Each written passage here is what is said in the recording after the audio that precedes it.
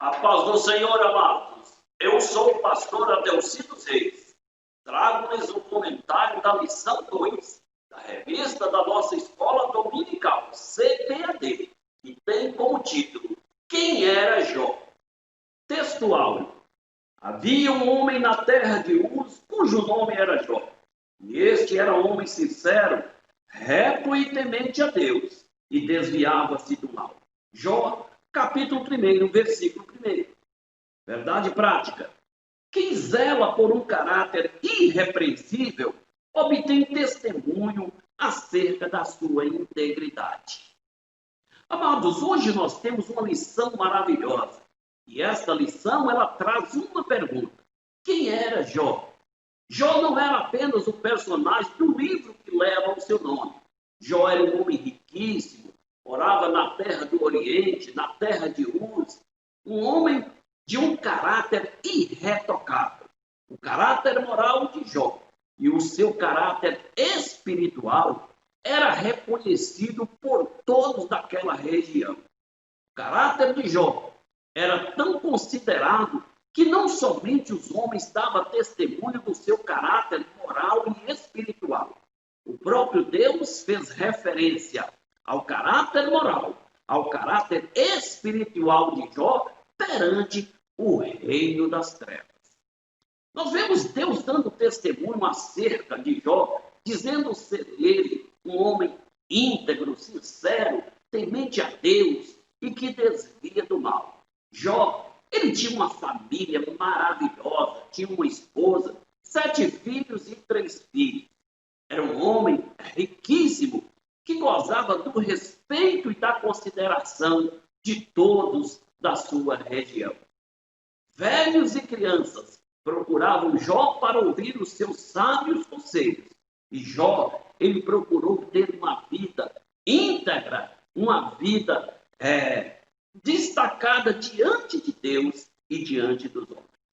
Vamos então, amados, para o tópico primeiro. Um homem de caráter irretocável. O que é caráter? O dicionário Aurélio nos diz que caráter é a forma de ser, sentir e agir de uma pessoa. Ou seja, é o conjunto das qualidades morais. E essas qualidades, elas podem ser boas ou más. E são elas que definem se o homem é um bom ou um mau caráter. Não podemos confundir caráter com reputação. Reputação é aquilo que os homens dizem acerca de nós. Mas o caráter é aquilo que nós somos na essência.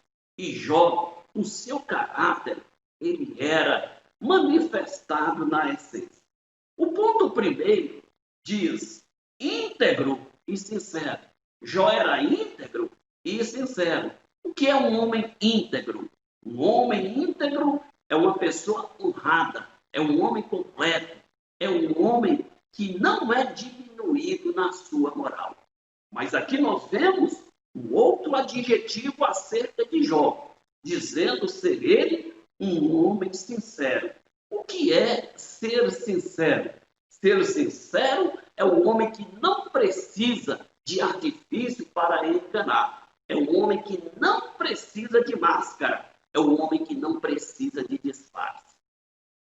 Jó não era um super-homem, mas era um homem íntegro. Jó não era um homem sem pecado, mas era um homem que vivia em sinceridade.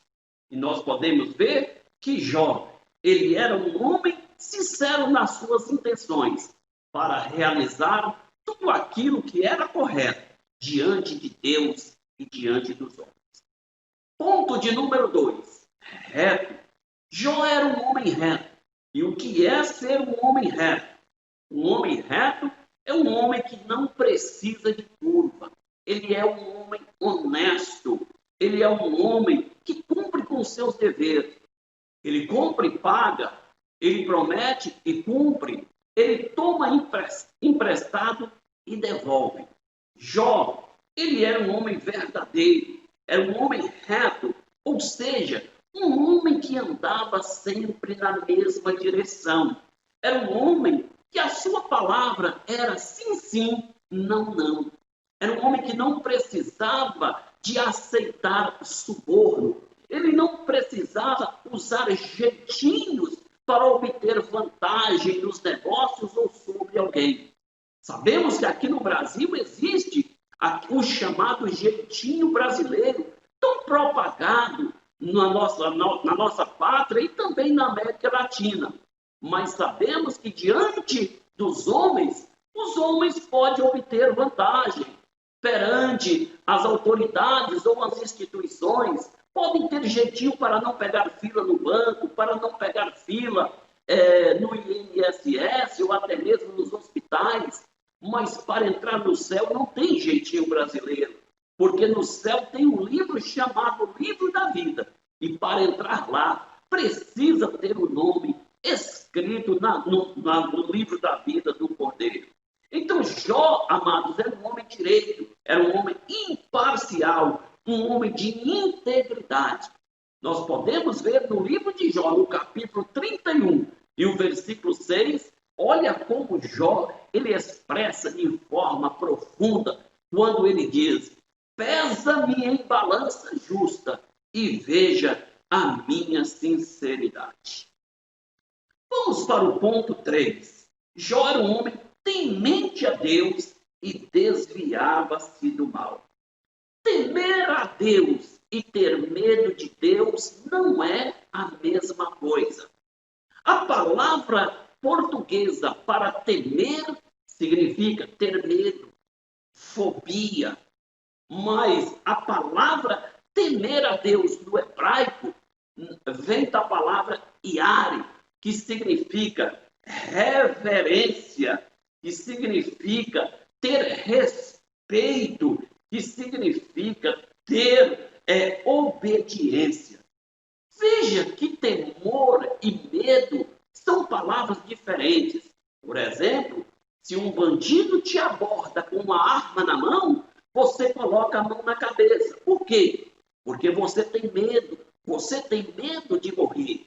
Mas se um policial te aborda, você certamente vai respeitar, vai ter reverência à autoridade policial. Por quê? Porque ela está para fazer o certo e para trabalhar em seu favor.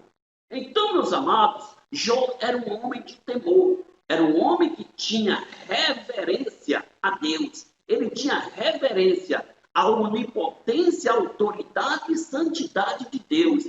Era um homem obediente que andava segundo os padrões de Deus em relação também à sua vida humana. Jó era um homem que tinha uma vida de respeito, não somente a Deus, mas também diante dos homens. Mas Jó, além de ser um homem temente a Deus, quem dá testemunho de Jó é o próprio Deus. Ele era também um homem que se desviava do mal. E o que é um homem que se desvia do mal? É um homem que muitas vezes ele evita a situação que comprometa a sua comunhão com Deus. É um homem que fuja da aparência do mal. É um homem que muitas vezes evita situações que levam ele a pecar. Veja que o homem que é temente a Deus, o homem que desvia do mal, é o homem que ele foge das concupiscências da carne, dos olhos, da soberba da vida. Ele é como José, ele foge do pecado, assim como ele fugiu da mulher de Potifar. Vamos agora, amados, para o tópico de número 2. Um homem sábio e próspero. Ponto 1. Um conselheiro sábio. Há pessoas que são ricas, mas não são sábias e nem prósperas. Porque nós não podemos confundir riqueza com prosperidade. Existem pessoas que são ricas, mas não têm prosperidade. Existem pessoas que têm conhecimento, mas não têm sabedoria. Não podemos confundir conhecimento com sabedoria. O conhecimento se adquire no banco de uma escola, na cadeira de uma faculdade. Mas a sabedoria, ela é divina, ela é do alto, ela vem de Deus. É Deus que capacita o homem. Neste particular, existem pessoas que talvez não têm nenhum diploma na parede, mas é dotado de uma sabedoria extraordinária, capacitado pelo Espírito Santo do Senhor. Então, Jó, ele não era apenas um homem rico, ele era um homem sábio, ele era um homem próspero. A Bíblia diz que ele era o maior do Oriente. E maior aqui não é uma referência aos seus bens patrimoniais. Maior aqui é em relação à sua sabedoria, é em relação à sua capacidade administrativa e intelectual, é em relação à sua capacidade de lidar diante das situações. Isto fazia de Jó um homem de destaque, um homem respeitado, um homem que era procurado por todos, porque todos queriam ouvir Jó. Veja, meus amados, é algo tremendo que a Bíblia nos diz no livro de Jó, capítulo 29, e o versículo 21 e 22. Veja o que a Bíblia nos diz acerca de Jó. Versículo 21. Os homens me ouviam com esperança, e em silêncio aguardavam o meu conselho. Havendo eu falado, não replicavam, e as minhas palavras caíam suavemente sobre eles. Veja, meus amados, que Jó aqui, ele é um homem de grande destaque, dotado de uma sabedoria, de uma prosperidade extraordinária, que fazia com que Jó fosse admirado e reverenciado por todos da terra de Uz. No ponto de número 2, um homem próspero. Veja só, meus amados, existem pessoas que são ricas, mas não são prósperas.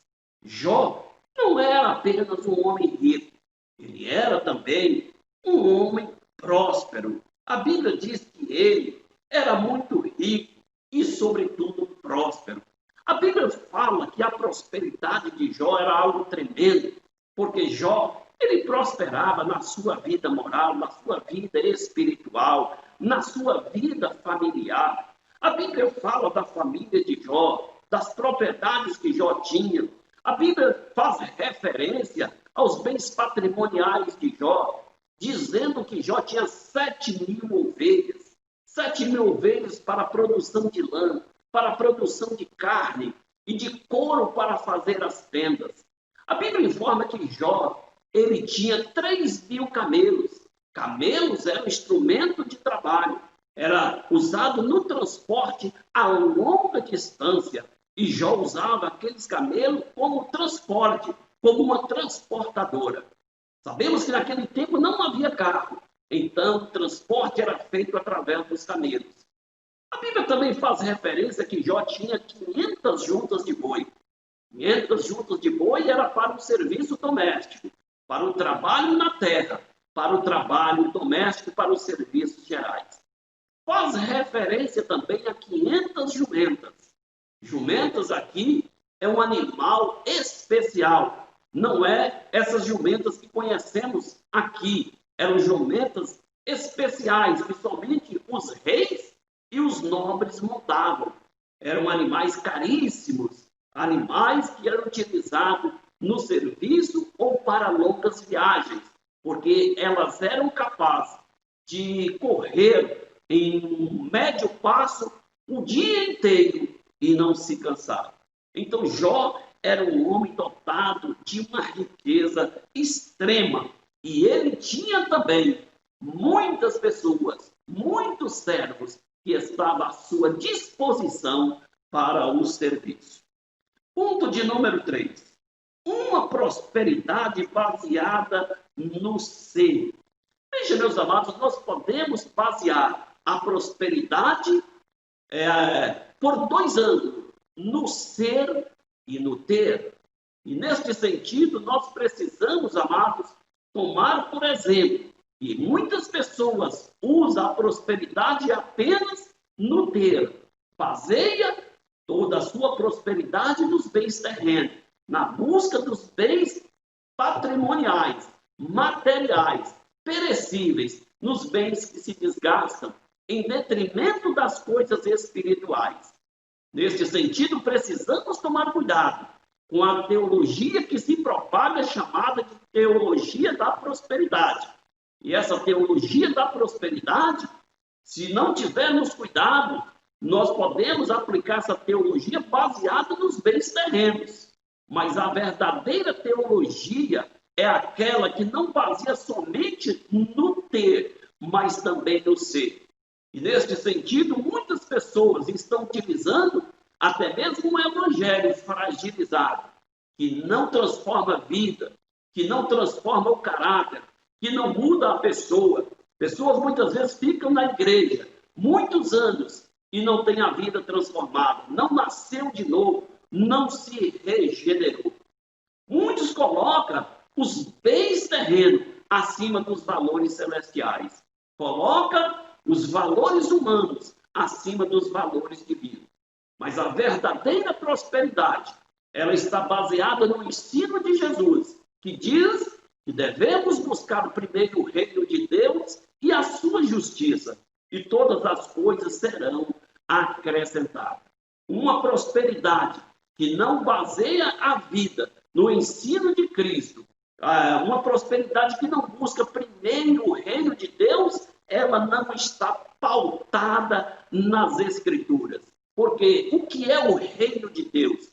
A Bíblia diz que o reino de Deus não é comida e nem bebida, mas justiça e paz e alegria do Espírito. E todos aqueles que priorizam o reino de Deus, eles vão viver debaixo da bênção do Senhor, porque Deus jamais ficará devendo alguma coisa para o reino.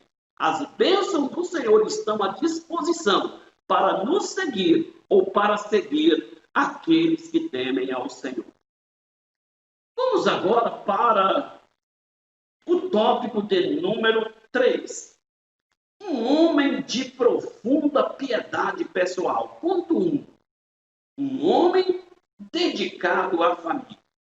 Veja só, Jó, ele era um homem que tinha uma família maravilhosa. Ele tinha dedicação, entrega à sua família. Nós podemos ver que os filhos de Jó eram filhos que estavam debaixo da cobertura espiritual de Jó. E vemos então que Jó priorizava a família. Os filhos de Jó, cada um no seu dia, eles então se banqueteavam, convidavam os irmãos, as irmãs, ia então festejar a vida, se alegrar uns com os outros. Nós vemos que a família de Jó era uma família unida, era uma família que poderiam se reunir. Não havia discórdia entre a irmandade, não havia discórdia dentro da família de Jó. Então nós podemos ver, amados, que a família de Jó faziam confraternizações, mas eram confraternizações onde não tinha licenciosidade, onde não tinha bebedeira ou embriaguez, onde não tinha prática de prostituição. E esta era a família abençoada, que estava debaixo da cobertura espiritual de Jó. No ponto de número 2, um homem de moral e piedade. Veja, meus amados, aqui nós vemos que Jó era um homem de moral, era um homem que era reconhecido e respeitado no seu caráter moral, mas era um homem também que tinha uma vida piedosa. Veja só, quando a Bíblia fala de piedade, está falando na dedicação da nossa vida a Deus, na nossa entrega ao Senhor. Está falando aqui de uma vida piedosa, de compromisso com Deus. E esse compromisso com Deus nós podemos ver durante toda a extensão do livro de Jó. Nós vemos Jó com compromisso com Deus. Então isso fazia com que Jó estivesse sempre com os olhos postos em Deus. Por quê? Porque a sua vida moral, ela não era diminuída pela sua vida espiritual e nem a sua vida espiritual era atingida por causa da sua vida moral. Havia equilíbrio em relação à vida moral e à vida espiritual de Jó. Vamos agora para o ponto 3. Um homem de vida consagrada. Veja, meus amados, Jó era um homem de uma vida consagrada. Quem deu testemunho de Jó não foi o próprio Jó. Quem deu testemunho da vida consagrada de Jó não foi os homens da terra de Uz. Quem deu testemunho da vida espiritual de Jó foi o próprio Deus. Por quê? Jó, amado, ele tinha uma vida piedosa, uma vida espiritual. Então nós vemos a dedicação de Jó para a sua família. Jó, ele não terceirizou a educação dos seus filhos. Ele não terceirizou a sua família.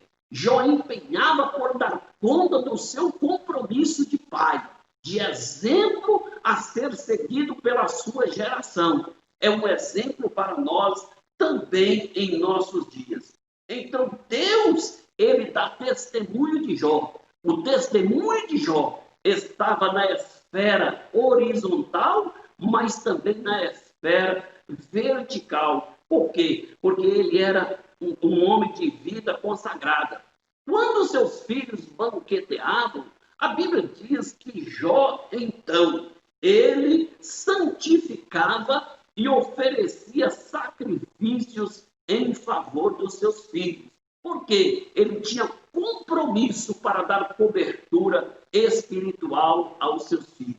É um grande exemplo a ser seguido nesta sociedade moderna, porque nós sabemos que existem famílias onde pais não têm tempo para conversar com os filhos, não têm tempo para contribuir com a educação dos filhos. E muitas vezes nós podemos ver que a educação ela é terceirizada. O papel de pai não é realizado cotidianamente. Então nós podemos ver que neste sentido, Jó, ele era um sacerdote exemplar da sua família. A educação dos filhos não pode ser terceirizada. Nós sabemos que no século presente a família ela vem perdendo o seu brilho devido, amados, os pais muitas vezes não ser presentes. A educação é terceirizada, colocada nas babás eletrônicas, colocada em mãos de terceiros. E isto, muitas vezes, quando nós podemos ver a família, ela vem perdendo o seu equilíbrio, porque o pai, a mãe, não marca presença. Muitos levantam de madrugada, correm o dia todo, vai dormir tarde e não tem tempo para a sua família, não tem tempo para o culto doméstico, não tem tempo para a escola dominical. E quando chega o período da adolescência da criança, que ela começa a entrar em crise, amado, vai fazer muita falta. Muitos entregam a educação para a escola. A escola ela não tem o papel de educar, ela simplesmente transmite conhecimento. E todos aqueles que tentam terceirizar a educação dos seus filhos, eles acabam se perdendo no tempo, tornando assim uma família sem equilíbrio moral ou espiritual. Mas Jó era um homem que tinha compromisso. Ele se santificava em favor dos seus filhos. Ele dedicava a oração aos seus filhos. Ele buscava, então, amados, satisfazer as necessidades espirituais da sua família. Por isso, Jó, ele era um homem de uma vida consagrada. E isso fazia com que a vida de Jó tivesse mais brilho diante dos homens e diante de Deus. Nós podemos ver que a Bíblia nos diz que Jó santificava. E essa palavra santificar, ela é traduzida de uma palavra hebraica, kadash, que significa separado, consagrado. Jó era este homem consagrado. O homem consagrado, ele pode também oferecer à sua família virtudes espirituais. Existem pessoas que muitas vezes no corre do dia a dia, em busca das riquezas, perde muitas vezes a sua família. São enfermos na alma, são doentes no espírito. Mas o homem de bem, o homem íntegro, o homem reto e o homem que teme ao Senhor, ele busca equilibrar a sua vida moral e a sua vida espiritual, oferecendo o melhor, não somente para a sociedade, mas para si mesmo e para a sua própria família. Amém, amados? Que Deus nos abençoe.